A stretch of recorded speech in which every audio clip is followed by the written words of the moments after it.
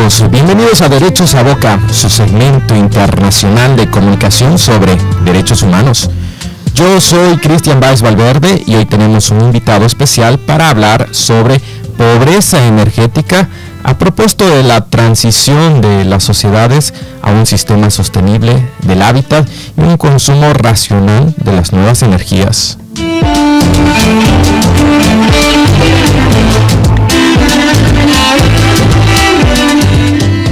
Emitimos esta señal desde UAB Radio, la radio de la Universidad Autónoma de Barcelona, y nos escuchan en el 100.3 FM. Este programa se escucha y mira también en 16 países de Europa y América a través de nuestra red internacional de contactos.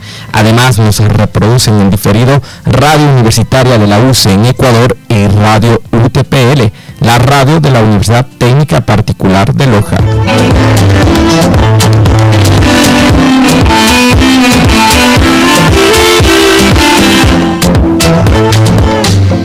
A todos, muchas gracias y bienvenidos a Derechos a Boca. A tots, moltes gràcies i benvinguts a Drets a Boca. Comencem!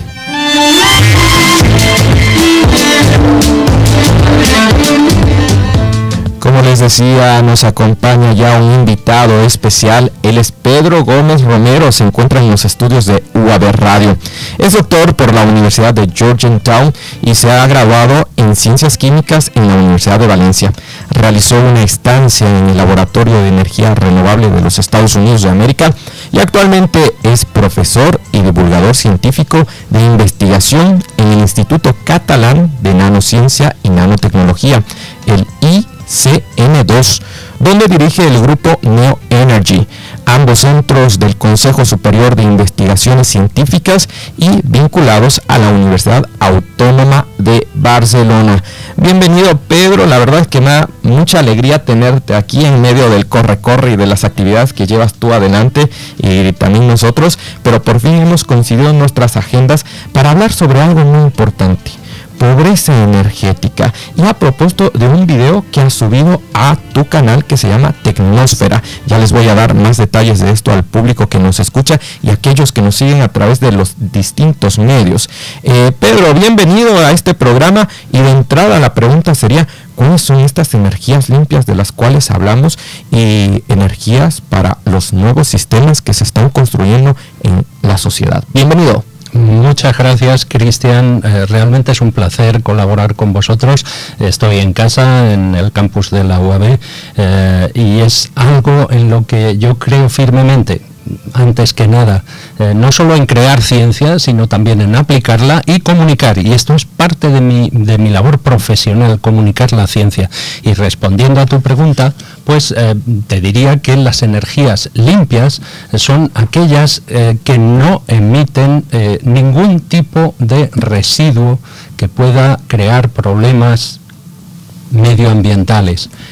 Dicho así parece sencillo, pero cuando te preguntan si el CO2 es un contaminante, entonces ya no está tan claro. Pero para ser claro, las energías renovables, que conocemos como renovables, son sustancialmente limpias. Podríamos decir la hidroeléctrica, es más antigua, pero también la eólica y la solar. No hay que evitar pensar en las nuevas, mareomotriz, geotérmica, son minoritarias, pero también están ahí. Hay un gran portafolio, que se dice ahora, de energías renovables limpias. Y de estas energías hay que entender que, claro, hacemos una transición hacia un planeta azul con energía verde. Tú ya hablas en un video anterior sobre energía verde para un planeta azul. ¿Por qué es importante priorizar estas energías y dejar de lado las energías fósiles, aquellas contaminantes, en medio de un cataclismo, de un cambio climático que se está produciendo, en medio de una adaptación a un calentamiento global que tenemos que someternos todos, en medio de discusiones de líderes ahora mismo que se encuentran en Egipto, ministros, científicos discutiendo estos temas? Así es un tema de tremenda importancia. Sí, es es cierto. Energía verde para un planeta azul fue el título de uno de mis libros, y en ese libro y en los vídeos que hago intento transmitir la urgente necesidad de esta transición energética. Energética porque es un poco lo que yo controlo, lo que yo sé, pero también he averiguado que se trata de una transición integral, no solo de energía, también de medio ambiente, podríamos decir cultural, toda una transición cultural hacia la sostenibilidad. Energía verde de las renovables, aunque también son necesarias otros elementos como el almacenamiento en el que nosotros trabajamos en nuestro grupo, o la interconexión entre las redes, o la gestión de la demanda, o el uso responsable. Es decir, no solo es producir, hay que cambiar de modelo de forma integral. Para eso la ciencia y la tecnología son absolutamente necesarias, pero yo ya sé que no son suficientes. Hace falta un desarrollo integral, como he dicho antes, una especie de esfuerzo colectivo, individual y colectivo. No solo ciencia, pero también economía, derecho. La economía, por ejemplo, necesitamos una nueva economía en la que los beneficios de una empresa no sean solo en redundancia de lo que se conoce como shareholders, los accionistas, sino de todos los stakeholders, en inglés, que sería todos los actores que participan en ese negocio, desde los accionistas, por supuesto, pero también los trabajadores y los usuarios finales. ¿Y por qué no el planeta? A propósito que hablas de los stakeholders, es un poco entender lo que está sucediendo. En el sistema internacional, aquellos que hacemos el derecho internacional, reconocemos cambios muy importantes en este momento en la materia, y para aquellos que estudiamos el derecho internacional, sabemos que hay una transición. El ordenamiento internacional, se están produciendo cambios, y los actores internacionales ya no son los del siglo XX, sino hay nuevos actores que han entrado en escena y que hoy mismo están discutiendo todos estos bloques, estas reuniones, pero más allá, lo que tú decías, el usuario final, el ciudadano, que son actores de la sociedad civil que tienen un papel más importante que en el siglo XX en este siglo, porque tienen representación, tienen asociación, tienen constitución, y sobrepasan la capacidad de los estados, o también las redes sociales, que tienen una incidencia tan poderosa dentro del papel que hace un ministro o que hace un presidente de la República para tomar decisiones. Muy importante lo que nos señalas. Al hilo de esto, me gustaría sacar un tema. ¿Quién tiene constitución? ¿Quién tiene representación? Siempre los humanos, los ciudadanos. El derecho, al igual que la economía, es otro gran elemento que tiene que evolucionar para, digamos, contribuir a la sostenibilidad. ¿Cómo? El derecho, por supuesto, a ti no hace falta que te lo explique, pero el derecho nos ayuda a regular las relaciones entre personas. Por cierto, hay personas físicas y personas jurídicas, ¿verdad? Y el derecho regula las relaciones entre personas jurídicas y físicas. Pero, ¿quién habla en nombre de la naturaleza? Bueno, la última tendencia es entender que tenemos que empezar a dar personalidad jurídica a la naturaleza. Y fíjate que hay un ejemplo de 2017.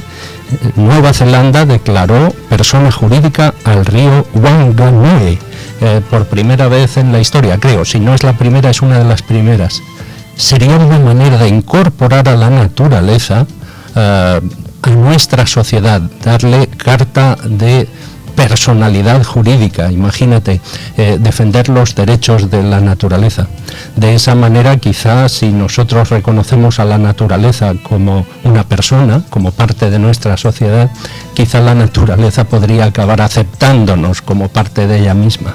Qué valiosa la reflexión que traes, Pedro, porque hay que entender que el ser humano per se, ser humano, no funciona. El ser humano es ser humano gracias a este hábitat, que si el hábitat se destruye, el ser humano no existe simplemente. Es decir, el ser humano es el ser humano gracias a la naturaleza, a todo lo que le rodea. Si nos quitamos lo artificial que es todo esto, la construcción humana, ¿qué nos queda? Lo verde, los alimentos, la constitución misma, el agua. El ser humano es 3 veces agua, y una parte todo lo demás, ¿no es cierto? Entonces, saber que somos naturaleza y que debemos preservar y cuidar esta naturaleza, porque si la devastamos, la destruimos, nos estamos colocando en la autodestrucción nosotros mismos. Ahí también datos importantes. América, dos países importantes americanos, Bolivia y Ecuador, han declarado los derechos de la naturaleza y sus constituciones reconocen estos derechos por la vía de los reglamentos, ¿no? Ahí hay un debate importante que también se llevó años atrás al seno de Naciones Unidas y los foros multilaterales para discutir aquello, pero no se prestó mucha atención. Qué bueno que Nueva Zelanda ha dado este paso como un país occidental también para ponerlo en el debate. Y ahora queremos hacerte una pregunta por tu último video. Se denomina tu video ¿Por qué los pobres tienen TV pero no tienen paneles solares? Y amigos y amigas, para quienes nos ven y nos escuchan, ustedes pueden visitar y ver el contenido de este video, que está buenísimo, en el canal de Pedro Gómez Romero. Se llama Tecnosfera.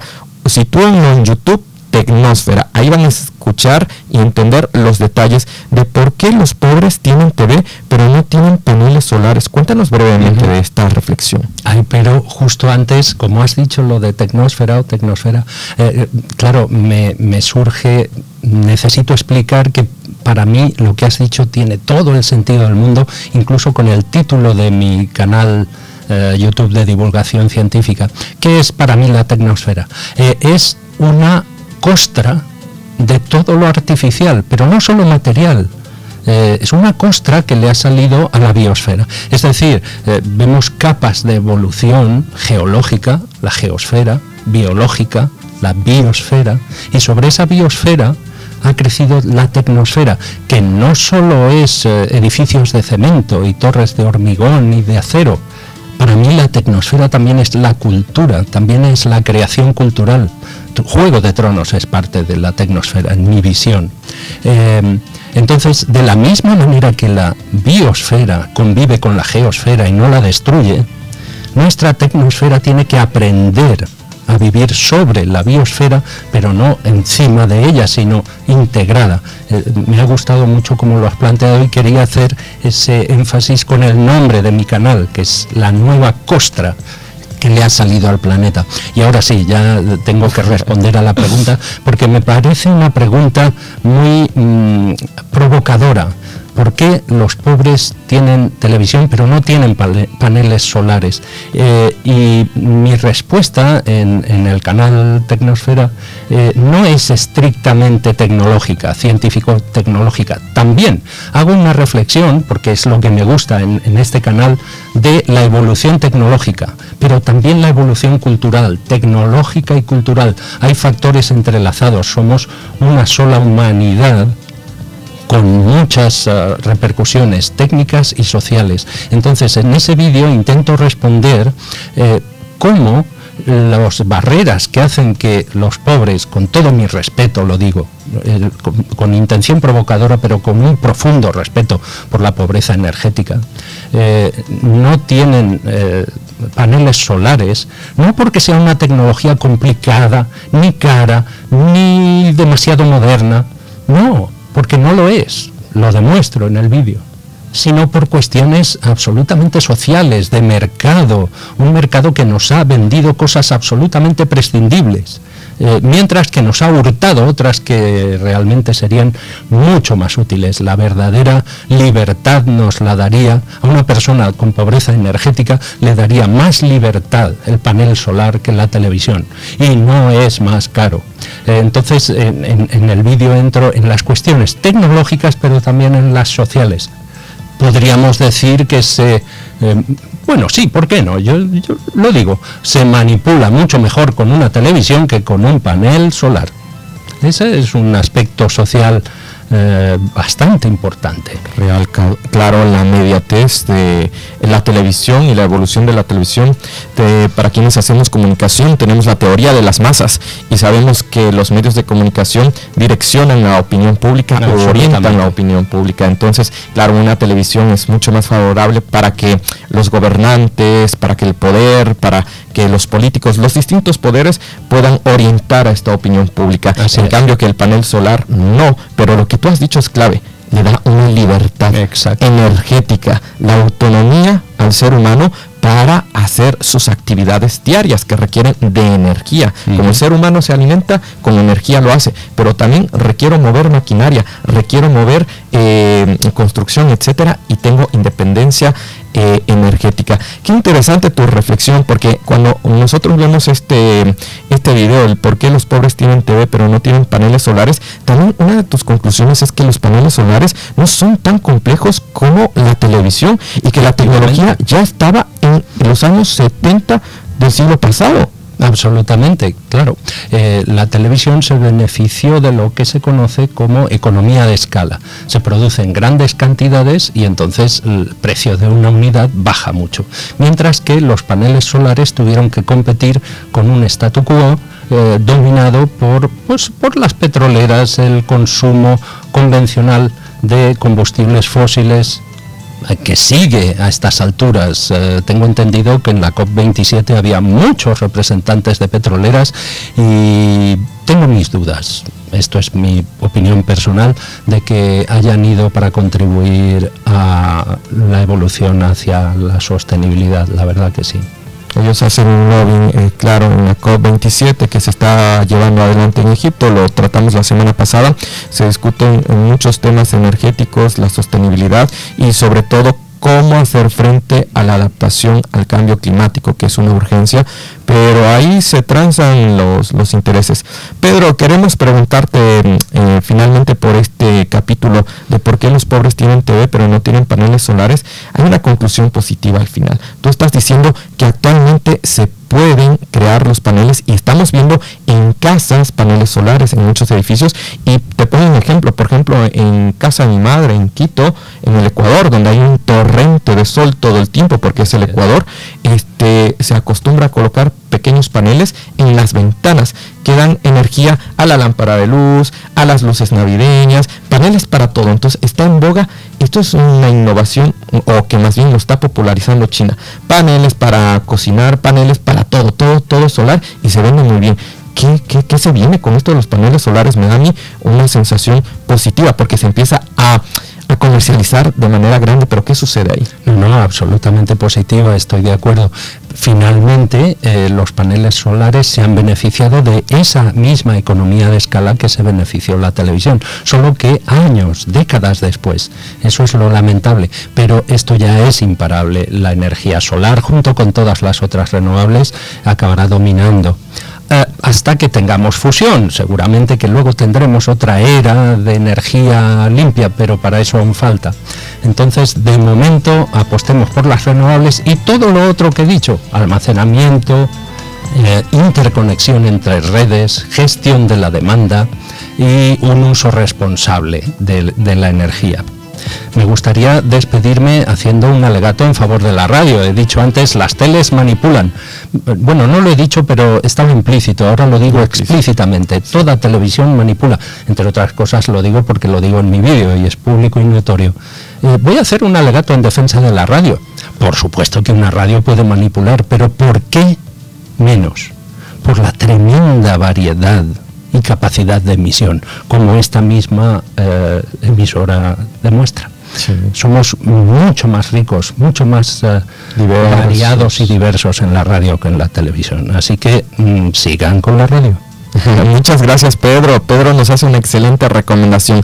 Las voces, derechos a boca, son las voces de todas las personas, no necesariamente jurídicos, abogados, sino todas las voces. Un divulgador científico está aquí con nosotros. Ha sido Pedro Gómez Romero, como les decía, él es profesor de investigación y divulgador científico en el Instituto Catalán de Nanociencia y Nanotecnología, donde dirige el grupo Neo Energy y que es parte del Consejo Superior de Investigaciones Científicas vinculado a la Universidad Autónoma de Barcelona. Pedro, gracias por estar aquí, que no sea la última vez, y te esperamos más adelante con otro avance. Claro que sí, seguro que no. Por mi parte, yo he estado encantado, y al revés, os agradezco mucho esta hospitalidad y esta oportunidad de compartir todo lo que sé con mis queridos conciudadanos. Gracias.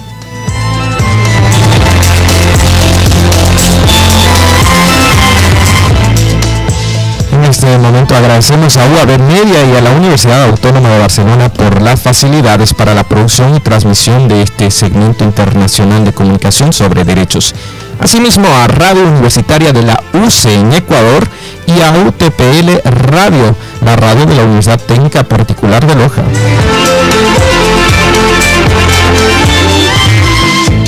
Gracias a nuestros suscriptores que se suman a nuestra señal vía YouTube, que nos ven ahí a través del canal de YouTube.